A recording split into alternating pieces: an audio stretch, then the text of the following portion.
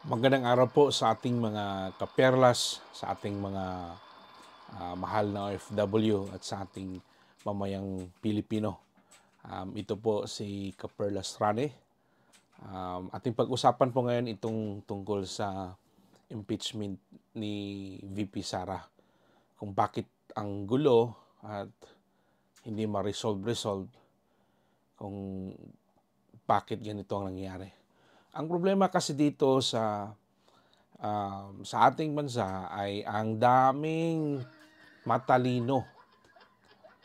Yung feeling nila na sila yung pinakamagaling. Di ba? Feeling nila na sila yung tama. At lalong-lalo na pag hindi isang ayon sa kanila yung narrative, feeling nilang mas magaling sila, mali yung nagsasalita. Ngayon, mas matalino pa kayo ni Chis Escudero. Ngayon tinitira niyo si Chis Escudero, Senator Chis Escudero dahil sa decision niya sa impeachment hearing doon sa Senate. Mas magaling pa kayo. Lawyer yan. Senador yan. Kahit nga kayo magtakbo yata ng kagawad sa inyong barangay, hindi nga kayo manalo. Kahit barangay captain, hindi kayo manalo-nalo. Ngayon, mas feeling nyo pang mas magaling kay Cayetano sa mga senador. Yan yung problema sa mga Pilipino. Sobrang gagaling. Sobrang feeling nila sila na talaga yung palaging tama. At saka si Ombudsman Martires, tinitira nyo din. Kasi mas magaling pa kayo ni Ombudsman Martires. Lawyer yan. Naging ombudsman. Mantakin nyo tapos sasabihin nyo na walang hiya. Sasabihin nyo na tauhan ni Duterte. Anong pag-iisip yan? Simple lang naman ho yung problema dyan. Na sinasabi ang yung problema nga dito, bakit binalik sa House of Representatives yung impeachment, yun nga, unang-una is yung sa time. Pero yung pinaka-problema talaga dyan is sino yung complainant. Kasi nga gumawa nga ang House of Representatives ng yung good governance. Sino ba yung complainant doon sa mga issue nyo tungkol sa confidential fund nyo? At ano yung ebidensya nyo? Diba? Yun yung tanong dyan eh. Sino ba yung complainant? Kaya nga binalik sa inyo. Tapos gumagawa ka na naman kayo ng issue. Sa legislative yan ha.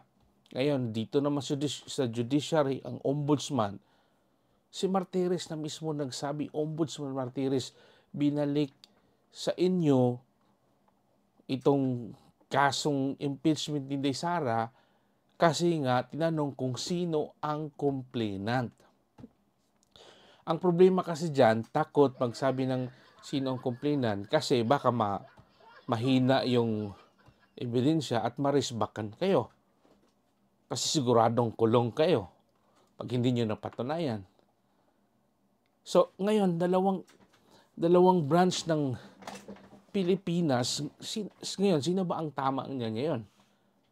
So, ang legislative, House of, sa Senate, sa mga senador at ang ombudsman nagsabi na tinanong kung sino ang complainant. Kasi, hindi pwedeng nagmaritisa lang kayo dyan. Black propaganda, tinitira nyo. Tapos wala naman kayong pruweba. Kaya nga binalik yan sa inyo. Tapos ngayon, inimpeach si Inday Sara. Ito, matakin nyo ho. May mga lakad si Inday Sara, ngayon kakalabanin nyo. Tinanong, palagi nyong kini-question bakit pumunta doon sa Australia, doon sa saan yung last niya na pumupunta naman yan mga Pilipinong pinuntahan doon, mga OFW. In-impeach nyo na nga. Tapos ngayon, hahanapin nyo na naman. Ano bang mga klaseng utak? Di ko kayo naiintindihan. At ito din, itong issue na palaging pinamukha, gusto nilang pinakakawawa si Tatay Digong na hindi daw tinanggap ng Australia ang pagiging interim release ni Tatay Digong na doon dadalhin. Ba't naman doon sa Australia napakalayo? Mas malayo pa sa Pilipinas from Hague. Mas malayo pa yan sa Pilipinas tapos doon dalhin sa Australia. 80 years old pa rin papuntang Australia. Doon dadalhin si Tatay Digong. Come on. Ano bang mga klaseng utak? Yung klaro Gumagawa kayo ng issue na wala namang logic. Sa totoo lang. Ba't dalhin doon sa Australia? Ang dami dito sa Europe. Dito nga sa Austria. O, saan pa? Saan ba? Malapit. Ba't pa doon sa Australia? Ilang oras dyan papuntang doon. Hindi talaga kayo nag-iisip sa totoo lang.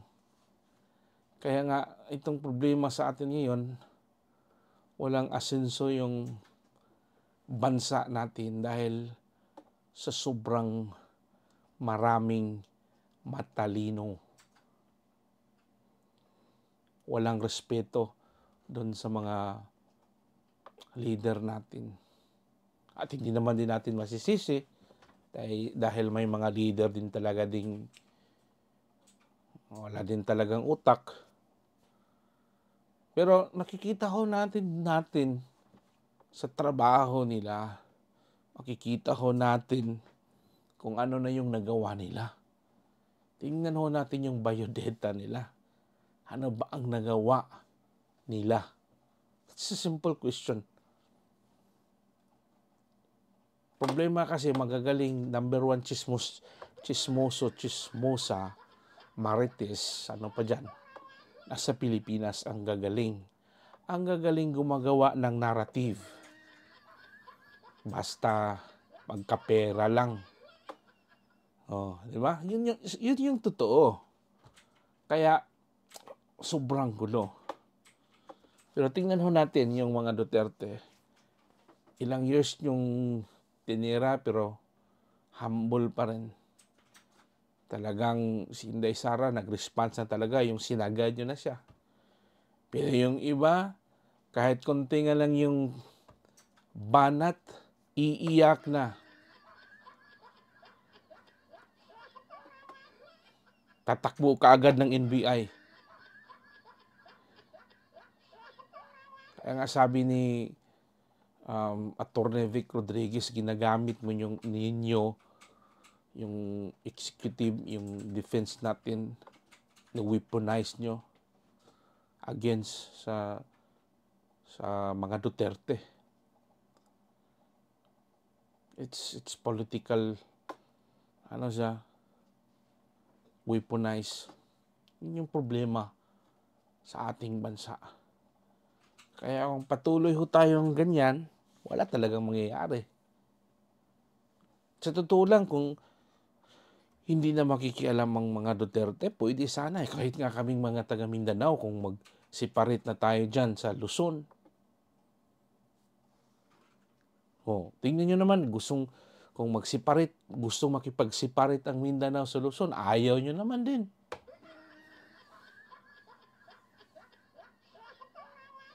Saan ba ho tayo lulugar dyan?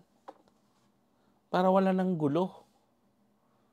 Pero yung mga utak kasi nitong mga taong, ang daming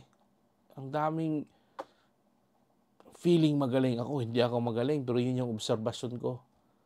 Ang daming mga galing ng mga Pinoy. At sa sobrang galing, naging bobo na. Sa totoo lang. Yun yung sitwasyon sa atin. Pero, based naman din, makikita naman din natin yan, sa survey, majority pa rin na ang mga Pilipinong may tamang pag-iisip, mababait. Yung mamamayang may tunay na pagmamahal sa ating bayan. Mga OFWs, mga taong meron talagang pagmamahal sa ating bansa. Hindi lang dahil sa pera. Yun. Kaya, hanggang dito na lang po. Ito si Kaperlas Rane. Palagi po tayong mag-iingat.